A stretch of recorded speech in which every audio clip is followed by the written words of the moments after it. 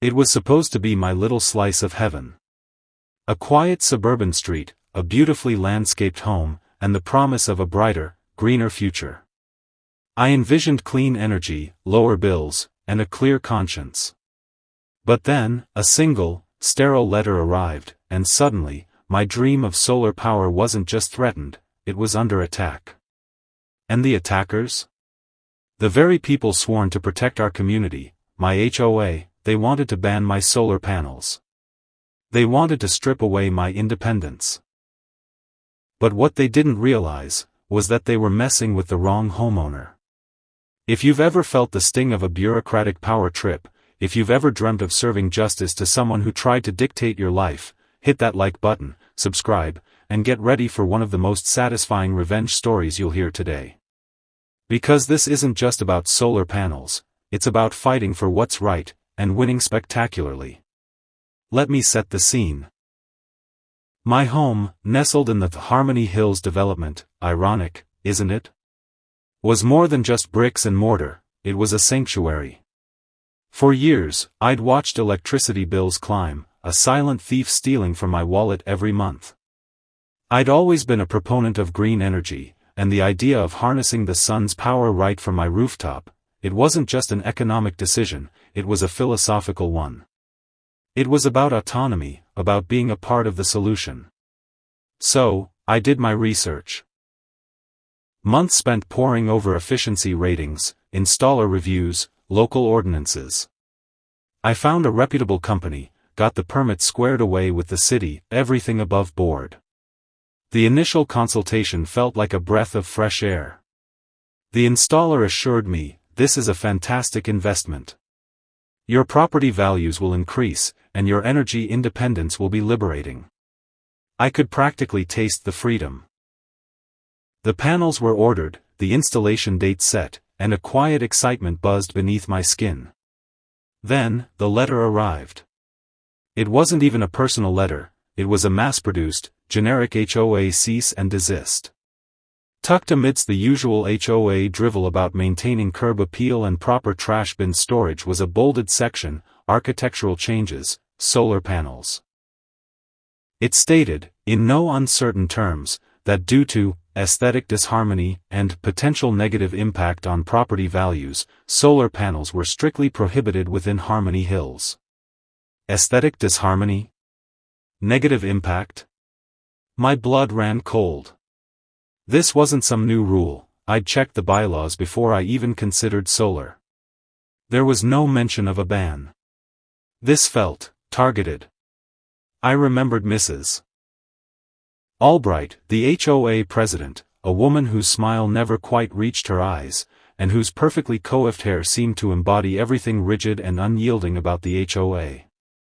She lived 3 doors down, always eyeing my slightly too wild rose bushes with a look of barely concealed disdain. Had she seen the solar company's truck at my house? Was this personal? I tried to be reasonable. I called the HOA office. The conversation was like talking to a brick wall dressed in a power suit. The board has decided, a monotone voice repeated. It's for the good of the community. Good of the community? My panels would be practically invisible from the street, tucked neatly on the back roof. This wasn't about the community, it was about control. About maintaining a certain image. Their image. I attended the next HOA meeting, armed with facts, figures, and a burning sense of injustice. I presented data on rising energy costs, the environmental benefits, the fact that solar panels increase property value, not decrease it. I even brought examples of beautiful homes in other HOAs with tastefully integrated solar. Mrs. Albright, however, simply folded her arms, a thin, patronizing smile playing on her lips. Mr. Johnson, she purred, we appreciate your enthusiasm. But the board has spoken. We believe in upholding the integrity of our community's aesthetic. Your solar panels would be a blight. A blight. My dream, dismissed as a blight. The sheer arrogance, the dismissiveness, it infuriated me. The other board members, mostly silent, nodded along like bobbleheads. It was clear this was a done deal, decided long before I even stepped into that stuffy meeting room. My frustration boiled over. "This is an arbitrary rule," I exclaimed, my voice echoing slightly in the sterile room. "There's no basis for it in the existing bylaws, and it flies in the face of progress." Mrs. Albright's smile didn't falter. "Perhaps you should have read the spirit of the bylaws, Mr. Johnson," she said, a condescending edge to her voice. "We encourage unity, not radical individuality." That was the turning point. Radical individuality. Her words hung in the air, a challenge. They wanted to stomp out my individuality, my right to make responsible choices for my home and the planet. That night, I couldn't sleep. The anger simmered, but beneath it, a cold, calculated thought began to form. I wasn't just going to fight them, I was going to beat them at their own game. I started digging deep. I scoured every single line of the HOA's founding documents, every amendment, every obscure clause. I spent hours online, researching state laws regarding HOAs and solar energy. And that's when I found it. Tucked away in a rarely referenced section of our state's property code was something called the Homeowners Renewable Energy Rights Act. It was relatively new, designed to prevent HOAs from arbitrarily banning solar installations. It stipulated that an HOA could only restrict solar panels if they posed a verifiable safety risk or significantly impaired the functionality of common elements. Aesthetic disharmony wasn't even on the list. This wasn't just a loophole. It was a canon. The HOA had broken the law. And they didn't even know it. My revenge began not with a bang, but with meticulous, silent preparation. I consulted with a real estate lawyer, explained the situation, and showed him the state law. His eyes widened. "Mr. Johnson," he said, a grin spreading across his face, "you have them. They are in clear violation." He advised me to send one more certified letter, outlining their violation and demanding compliance, before taking legal action. The letter was sent. It was polite, professional, but firm. I cited the specific state statute, explained their unlawful stance, and gave them a deadline to rescind their ban. I waited. And waited. A week passed.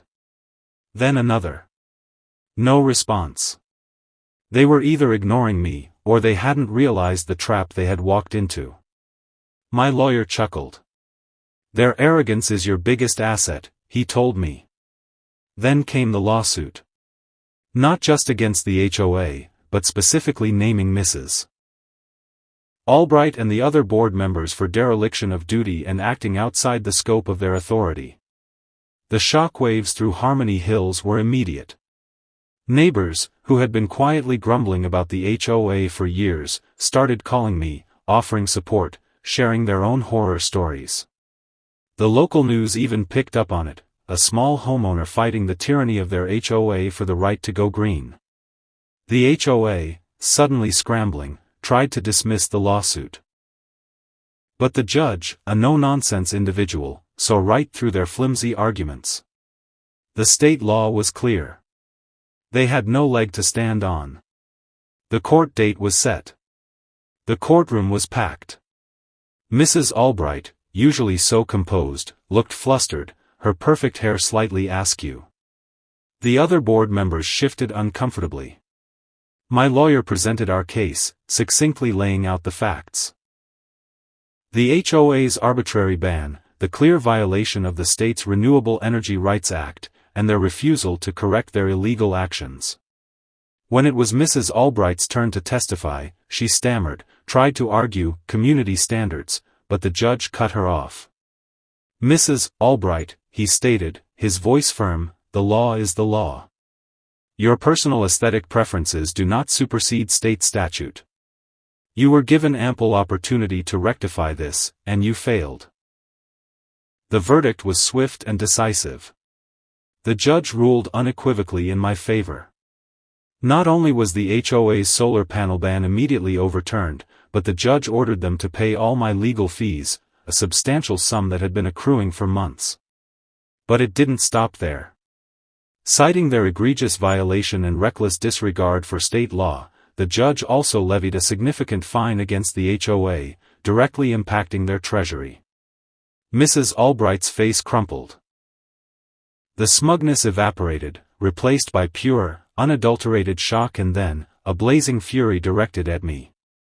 The other board members looked like deer caught in headlights. Their empire of petty rules and arbitrary power was crumbling before their eyes. The fine, combined with my legal fees, decimated the HOA's reserves. They had to raise dues, infuriating the very homeowners they claimed to protect, and even then, they struggled to stay afloat. They had to fire their management company, reduce services, and eventually, the entire board, including Mrs. Albright, was voted out in a landslide. My solar panels were installed a month later, gleaming under the sun, a silent monument to a battle won. Every time I see them, every time my electricity bill shows a credit instead of a charge, I remember that day in court. It wasn't just about the solar panels or the money. It was about proving that you can stand up to bullies, no matter how entrenched their power seems. It was about justice, about fighting for what's right, and showing that even the most seemingly insignificant individual can bring down an entire system built on arrogance. It felt incredible. If this story gave you chills, if it made you want to cheer, smash that like button and tell us in the comments, what's the most satisfying revenge you've ever witnessed? Have you ever taken on an overreaching HOA? Share your stories. And of course, subscribe for more stories like this. Because sometimes, the best revenge is living well, and getting your solar panels installed.